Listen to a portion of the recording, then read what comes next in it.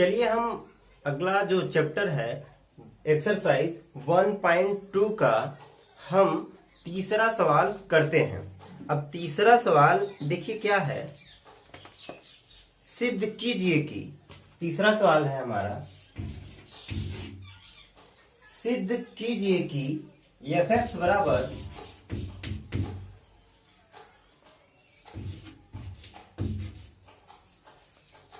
Greatest integer x द्वारा प्रदत्त महत्तम पूर्णांक फलन, इसका जो है फलन कहां से कहां तक है, रियल टू रियल। अब देखिए जो ये ग्रेटेस्ट इंटीजर लिखा गया है, ये इस चिन्ह का मतलब क्या होता है, इस ब्रैकेट को हम पढ़ते हैं इंग्लिश में इसे ग्रेटेस्ट इंटीजर फंक्शन बोला जाता है, यानी GIF बोलते हैं, ठीक है, ग्रेटेस्ट इंटीजर फंक्शन। और हिंदी में बोला जाता है महत्तम पूर्णांक फलन, ठीक है। f(x) बराबर महत्तम पूर्णांक फलन x ना तो एकाकी है और ना ही आच्छादक है, यानी न तो एकाकी है और ना ही आच्छादक है। आगे चलते हैं और आगे समझते हैं, न तो एकाकी है और ना ही आच्छादक है, जहां ग्रेटेस्ट इंटीजर x, जहां ग्रेटेस्ट इंटीजर x कामा x से कम या उसके बराबर महत्तम पूर्णांक को निरूपित करता है।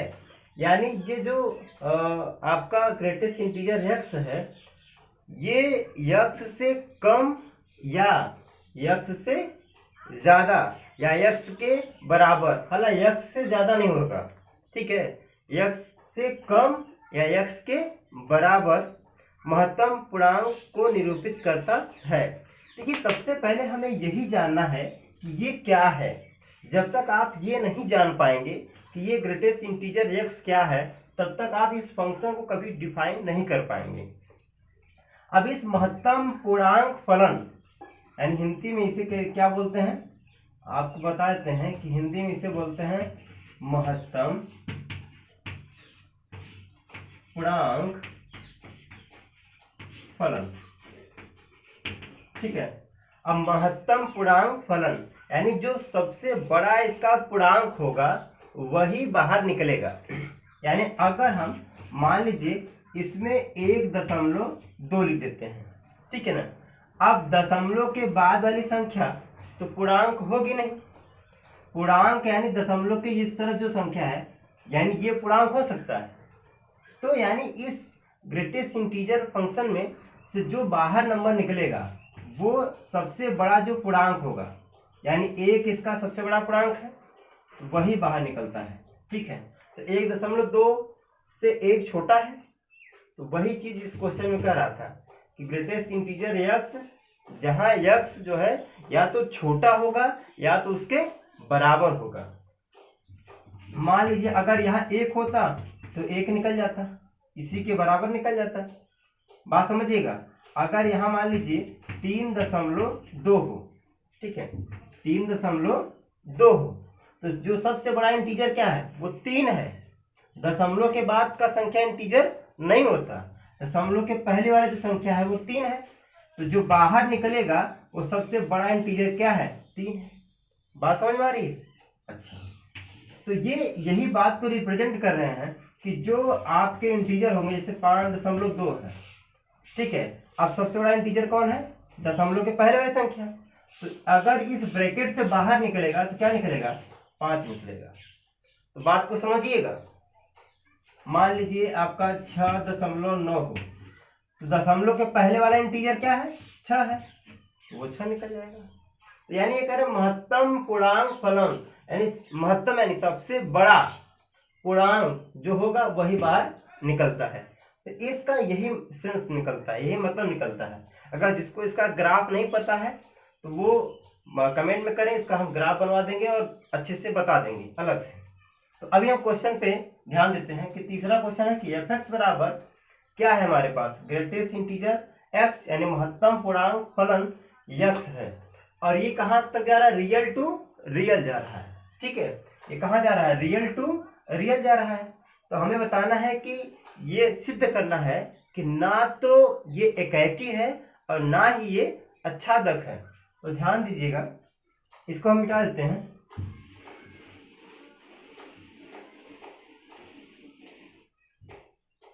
यानी fx बराबर आपका ये x है, ठीक है, एकदम जैसे बड़ा ब्रैकेट बनता है वैसे बनाइएगा। अब मान लीजिए अगर इसमें हम x की जगह अगर हम 4.3 रखते हैं, यानी 4.3 रखा, तो इससे जो बाहर नंबर आएगा वो क्या निकलेगा, 4 निकलेगा। सबसे बड़ा इंटीजर क्या है, 4 है, तो बाहर क्या निकलेगा, 4। अच्छा, मान लीजिए अगर हमने 4.5 रखा, यानी x की जगह अगर हमने क्या रखा, 4.5। देखिए यहाँ हम x1 रखते थे, यहाँ हम x2 रखते थे, तो x1 एक अलग नंबर है और x2 एक अलग नंबर है, ध्यान दीजिएगा। तो यहाँ रखेंगे तो यानी 4.5 हो जाएगा। तो इसमें सबसे बड़ा इंटीजर क्या है, 4, तो बाहर क्या निकलेगा आपका, 4 निकलेगा, ठीक है। अच्छा, तो यानी ये भी 4 आया और ये भी 4 आया। तो इस तरीके से अगर ये देखें तो दोनों फंक्शन कैसे हैं, आपस में बराबर है। यानी हम ये कह सकते हैं कि 1 मिनट के लिए अगर x1 समझें और इसे 1 मिनट के लिए x2 समझें, तो दोनों फंक्शन को बराबर किया जा सकता है दोनों पॉइंट पे, x1 पे भी और x2 पे भी। क्योंकि 1 को दिखाने के लिए हमें क्या करना होता है कि f(x1) बराबर आप f(x2) करते थे, ठीक है।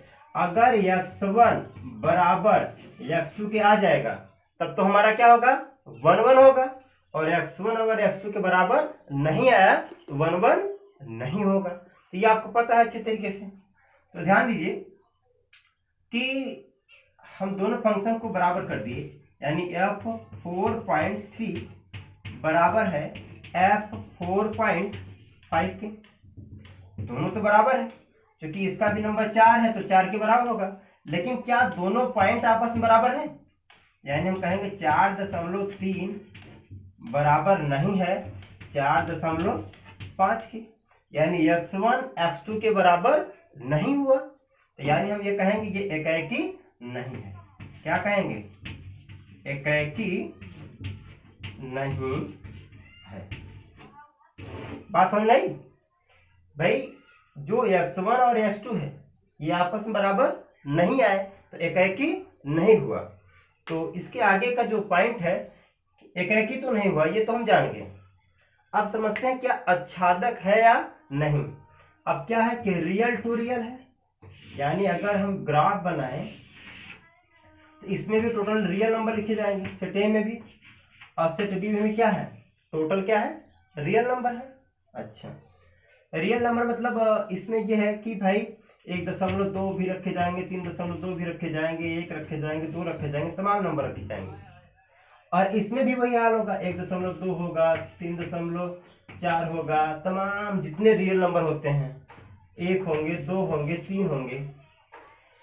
तो फंक्शन क्या है, फंक्शन दरअसल ये है कि भाई ग्रेटेस्ट इंटीजर x है, ठीक है। तो यानी x बराबर अगर यहाँ पे हम 1.2 रखते हैं तो फंक्शन क्या मिल जाएगा हमें, अगर 1.2 रखा, ठीक है, तो फंक्शन इंटीजर निकलेगा, यानी 1 निकल जाएगा, बाहर 1 आ जाएगा, यानी इसका इससे संबंध बन जाएगा, ठीक है।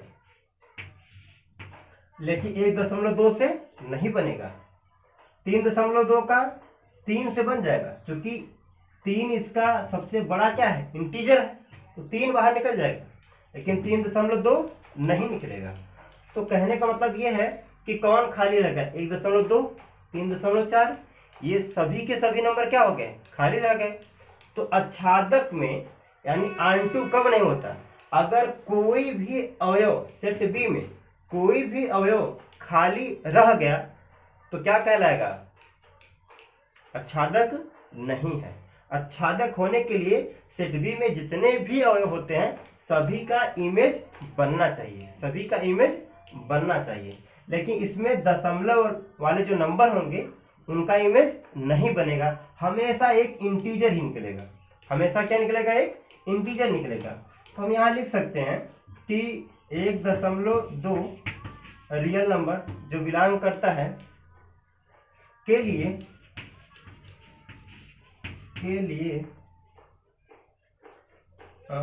सेट बी के जितने भी नंबर हैं, ठीक है, यानी हम इसे एक्स मान लेते हैं, एक्स बिलोंग रियल नंबर 1.2 संबंधित है रियल नंबर के लिए, एक्स बिलोंग रियल नंबर अस्तित्व